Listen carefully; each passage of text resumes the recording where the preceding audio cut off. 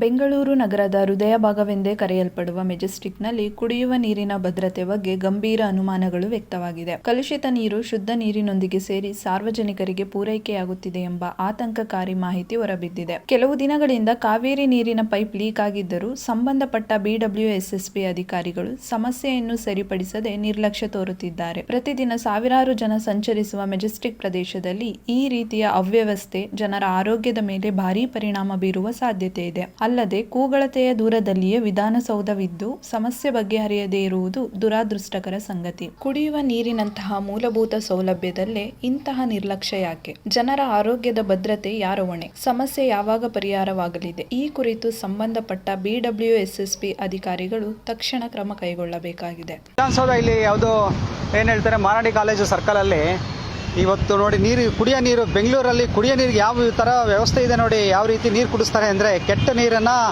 ಈ ಕಾವೇರಿ ನೀರು ಎಷ್ಟು ಶುದ್ಧವಾಗಿ ಅಲ್ಲಿಂದ ಕ್ಲೀನ್ ಮಾಡಿ ಕಳಿಸ್ತಾರೆ. ಪಾಪ 100 ಕಿಲೋಮೀಟ್ರ್ ಹಿಂದೆ ಇಲ್ಲಿ ಲೀಕ್ ಆಗಿ ವಾಲ್ ಲೀಕ್ ಆಗಿರೋದಲ್ವಣ ಇದು?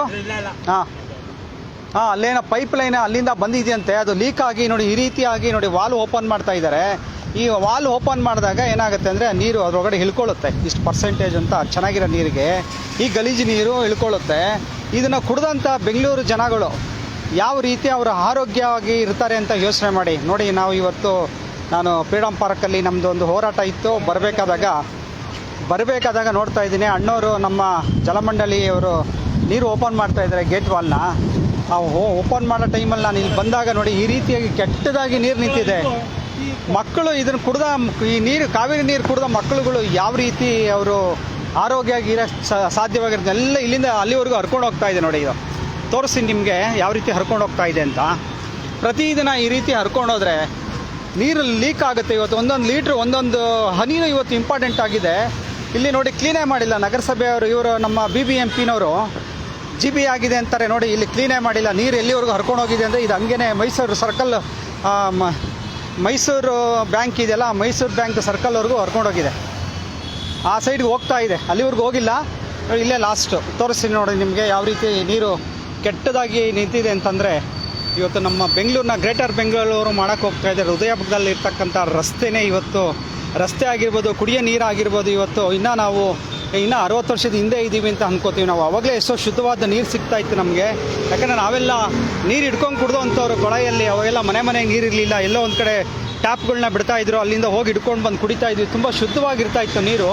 ಇವತ್ತು ನೋಡಿ ಯಾವ ರೀತಿ ಇಷ್ಟು ಲೀಕ್ ಆಗಿ ವಾಲಿಂದ ಓಪನ್ ಆಗಿ ಇದು ನೀರು ಈಚೆ ಬರ್ತಾ ಇದೆ. ಆ ನೀರು ನಿಂತಂಥ ಸಮಯದಲ್ಲಿ ಏನಾಗುತ್ತೆ, ತಿರ್ಗಾ ಅದು ವಾಲ್ ಎಲ್ಲಿ ಹೋಲ್ ಆಗಿರುತ್ತೆ ಅಂದರೆ ಲೂಸ್ ಆಗಿರುತ್ತೆ, ಆ ಲೂಸಲ್ಲಿ ಈ ಕೆಟ್ಟ ನೀರೆಲ್ಲ ಇಳ್ಕೊಳ್ಳುತ್ತೆ. ನೋಡಿ ಯಾವ ರೀತಿ ಇದೆ ಅಂತ. ದಯವಿಟ್ಟು ಇದನ್ನು ಗಮನ ಹರಿಸ್ಬೇಕು BWSSBನವರು. ಎಷ್ಟು ಕೆಟ್ಟದಾಗಿ ನಿಂತಿದೆ ನೀರು ಅಂತಂದರೆ ಇವತ್ತು ಇಲ್ಲೇ ಓಡಾಡ್ತಾರೆ. ಇಲ್ಲೇ ಕೂಗಳತೆ ದೂರದಲ್ಲಿ ವಿಧಾನಸೌಧ ಇದೆ. ಇವ್ರಿಗೆಲ್ಲ ಏನು ಗೊತ್ತಾಗಲ್ವಾ? ಯಾಕಂದರೆ ಇವ್ರು ಮಾತ್ರ ಶುದ್ಧವಾಗಿರಬೇಕು, ಶುದ್ಧವಾದ ನೀರುಗಳು ಕುಡಿಬೇಕು. ಬೇರೆಯವರು ಜನಗಳು ಯಾವ ನೀರು ಕುಡಿದ್ರೂ ಅವ್ರಿಗೇನು ಬೇಕಾಗಿಲ್ಲ, ಅವ್ರ ಆರೋಗ್ಯದ ದೃಷ್ಟಿ ಏನು ಬೇಕಾಗಿಲ್ಲ. ಇವತ್ತು ಇದೇ ಒಂದು ಕ್ಯಾಶ್ ಮಾಡ್ಕೋತಾರೆ ಪ್ರೈವೇಟ್ ಹಾಸ್ಪಿಟ್ಲ್ಗಳು. ಇವತ್ತು ಗೌರ್ಮೆಂಟ್ ಹಾಸ್ಪಿಟ್ಲ್ಗಳನ್ನೆಲ್ಲ ಮುಚ್ಚುವಂಥ ಪ್ರಯತ್ನಗಳಾಗ್ತಾ ಇರೋದೆಲ್ಲ ಇವರಿಂದನೇ. ಇವತ್ತು ಗೌರ್ಮೆಂಟ್ ಹಾಸ್ಪಿಟ್ಲ್ಗಳು ಉದ್ಧಾರ ಆಗ್ತಾಯಿಲ್ಲ. ಎಲ್ಲ MLA MP ಗಳು ಮತ್ತು ಎಲ್ಲ ಹಣವಂತರವ್ರದ್ದೇ. ಇವತ್ತು ಪೊಲೀಸವರಾಗಲಿ, ಆರೋಗ್ಯ ಅಧಿಕಾರಿಗಳಾಗಲಿ ಮತ್ತು ನಮ್ಮ ನೆಲಮಂಗಲ ಹೆಲ್ತ್ ಇನ್ಸ್ಪೆಕ್ಟರ್ಗಳಾಗಲಿ ಒಬ್ಬರೂ ಕೇಳ್ತಾ ಇಲ್ಲ. ಇವತ್ತು ಆ ಸ್ಥಿತಿ ಆಗಿದೆ.